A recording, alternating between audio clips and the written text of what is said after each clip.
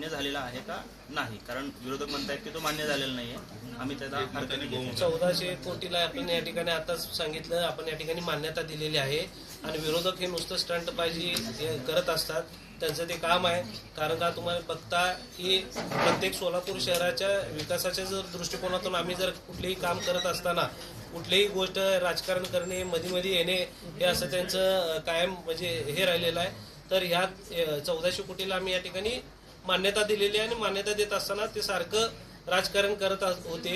आणि आयुक्त साहेबांनी त्यांना या ठिकाणी सांगितलेली की कुठलीही करवाढ दरवाढ या ठिकाणी होणार नाही, तरी देखील ते स्टंटबाजी करत होते. म्हणून त्यांचं या ठिकाणी आम्ही निलंबन केलेलं आहे. त्यांनी म्हणजे बाहेर बॅनरबाजी केलेली आहे, पालकमंत्री टीका केलेली आहे, डायनॉसॉरसाठी पालकमंत्र्याला उपमा दिलेली आहे. काय सांगा? हे बघा, राजकीय दृष्ट्या एक सांगतो, त्यांना कुठेही राजकीय या ठिकाणी यश आलेलं नाही आहे विरोधकांना. फक्त 4च नगरसेवक या ठिकाणी 20-20 नगरसेवक त्यांचे असायचे. एकेकाळ काँग्रेसची या ठिकाणी सत्ता असायची. पण आज त्या ठिकाणी तुम्ही बघितलात काँग्रेसच्या अपयशामुळं आज तुम्हाला काय काँग्रेसचे हाल झालेत, काय या ठिकाणी सेनेचे हाल झाले तुम्हाला माहिती आहे. आज त्या ठिकाणी 100 जागा लढवत असताना फक्त 2 जागा त्यांनी या ठिकाणी जनतेने त्यांना दिल्या. तर का बरं दिलं? तर हे फक्त स्टंटबाजी करणारे लोक आहेत. या ठिकाणी त्यांचं कुठलं ध्येय धोरण नाही आहे. स्वतः आज तुम्हाला माहिती आहे अनेक आता आपल्याला माहिती आहे की जे काही आता शहराध्यक्ष आहेत, शहराध्यक्षच आता आपल्याला माहिती आहे की एक मेसेज काय की अपयशी शहराध्यक्ष म्हणून या ठिकाणी शहराला या ठिकाणी त्या ठिकाणी ओळख आहे.